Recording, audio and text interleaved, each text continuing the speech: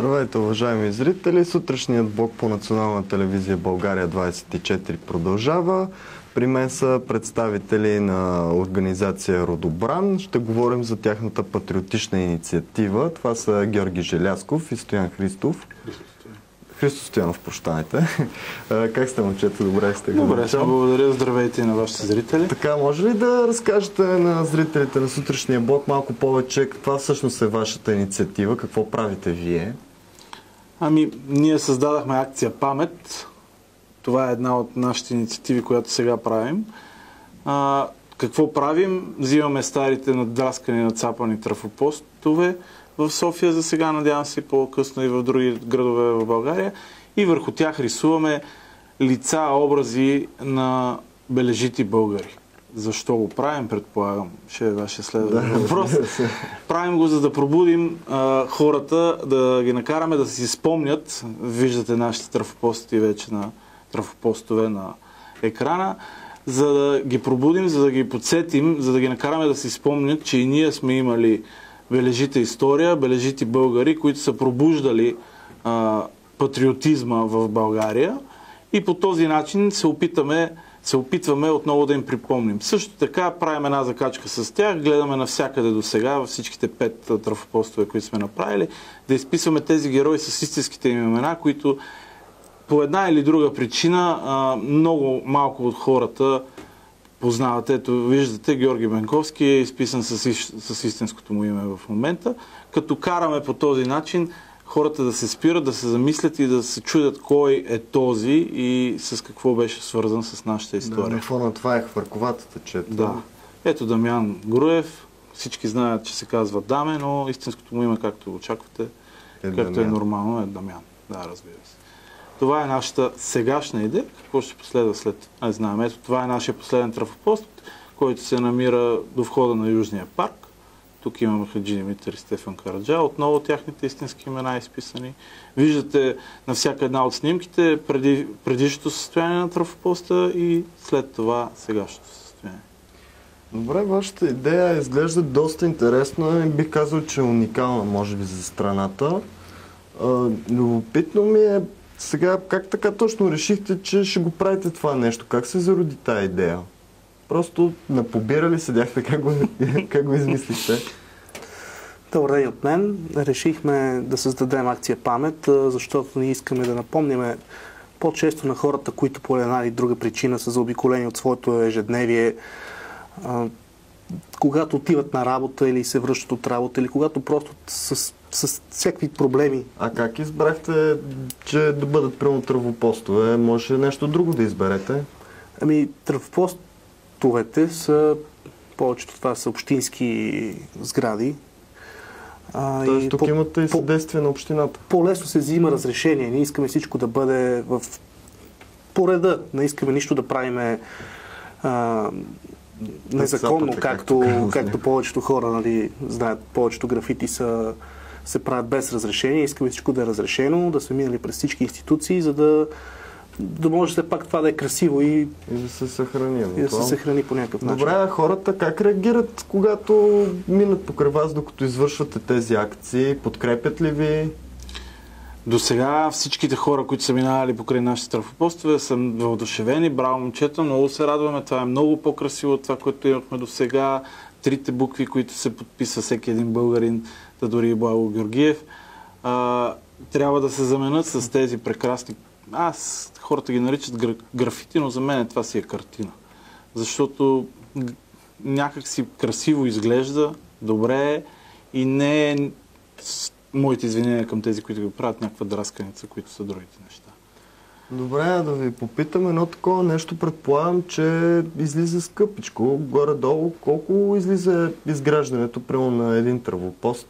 Можете ли кажете приблизителна сума? Различно е винаги. Те са различни по големина и съответно отива и повече материал. Но ние наемаме и художници, които все пак да изпълнят тази идея, което тяхният труд също се заплаща. Как успявате да финансирате цялото нещо? За финансирането създадохме Родобран, което е линия от дрехи, която е с патриотична Вие в момента насоченост. сте с такива, изглеждат наистина доста ефектно, не знам как ги виждат нашите зрители. Те са от иглата, от конеца, до щампата, всичко е българско. Всичко е създадено в България, което ни отне най-малко усилия. Обикаляме страната, купуваме яки от едно место, блат от друго, шие се на трето, печата се на четвърто, но всичко е изцяло направено в България. Това беше нашата идея, макар и по някакъв микро начин, поне да подпомагаме всичко да бъде българско и човек, който си закупува този продукт, получава един страхотен спомен на един български продукт и по този начин е подпомогнал за направата на следващия графит. Защото ние не искаме да се превръщаме в хора, които да просят едва ли не за да създават това нещо. Ние искаме да всеки човек да получи нещо и да по този начин да помогне.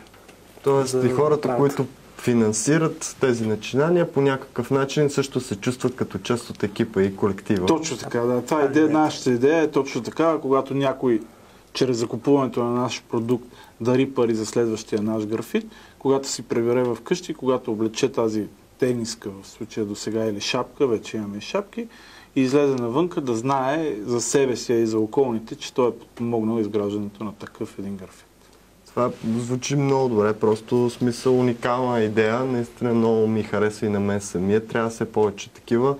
Предполагам, че за бъдеще също обмисляте и други проекти. Казахте само София, в момента търсите ли съдействие от други хора, които имат същите подбуди като вашите в страната, за да разширите дейността? Да, наистина търсиме, имаме принципно съгласие с хора от Пловдив. Там ще ползваме най-вероятно тамошни художници, защото, разбира се, излиза по-евтино, отколкото да водим момчетата, които рисуват от София там. Първо мислехме да направим 10 графита в София и може би мислехме с това да приключим, но поради отгласа, който е огромен, най-вероятно ще излезем извън рамките на нашата столица. Пак казвам, Пловдив, Стара Загора, имаме запитвания от други места, от Гоце Делчев също хора. Интересното е, че за този нашия последен графит имаме финансовата помощ от Чикаго, Илинойс, от мотоклуб Хайдути и особено техния председател и президент Никола Масларски. Наистина доста интересно. Българи от чужбина, които са се включили, то чак от Америка. Имаме и българи от Македония, които си поръчват нашите продукти, което също е, мисля, че е хубаво да спомене. Доста похвално. Може би трябва само да внимават с репресивния режим там.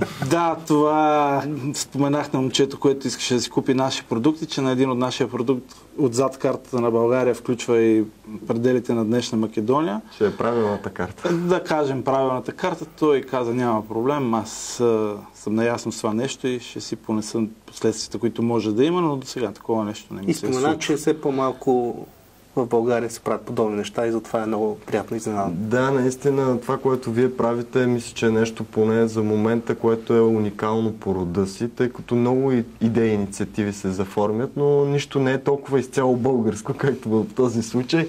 А можем ли да уточним за зрителите ни откъде биха могли да си закупят ваши тениски, шапки, за да подпомогнат вашата инициатива? Разбира се, имаме интернет сайт, в който спокойно могат да закупат. Имаме и фейсбук страница, в която също могат да закупат. За сега имаме 3 физически магазина. Това са в София, MMA.BG, двата магазина на двата големи фен-клуба в София, на Левски и на ЦСК.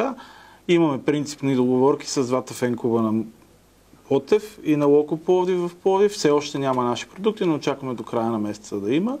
И се надяваме с останалите по-големи футболни клубове в България и техните фен магазини да направим договорки. Защо само фен клубове?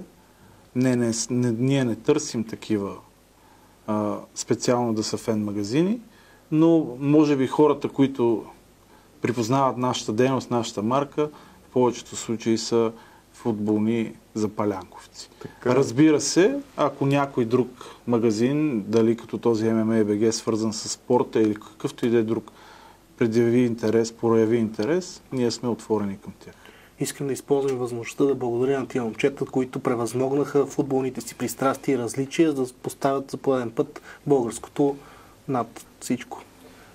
Искам само да ви помоля да кажете за нашите зрители как се казва сайта, на който могат да проверят за вашите продукти. Rodobran.com е нашия сайт, Facebook групата е Родобран България, така че гледаме всичко да е с този бранд, за да можем по-лесно да се намират нещата и в интернет пространство.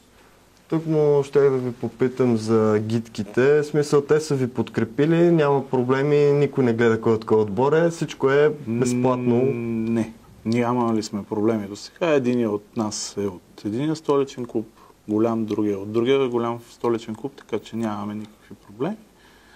Няма как да не ви попитам, близките ви подкрепят ли ви? Да, срещаме подкрепа от нашите роднини. Харесва това, което правим. Харесва, че напомняме на хората какви сме били и какви можем да бъдем.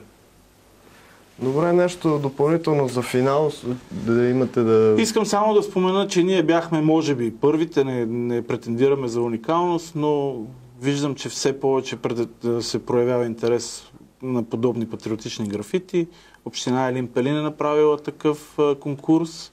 Мисля, че някакви едни девойки от Сандански се опитват да направят 100-метрово българско знаме и да има портрети на наши бележити българи на тази стена. Радвам се, че нашата инициатива беше подета от други хора и те продължават и развиват тази наша идея. Да, доколкото ми е известно и на мен и в Благоевград имат в момента такава идея да направят блоковете с портрети на даме и на други. Да, тези новосанираните блокове, да, прекрасна идея. Има такъв подобен блок в Хаджи Димитър в столицата, където е изобразен Дядо Добри и е прекрасно.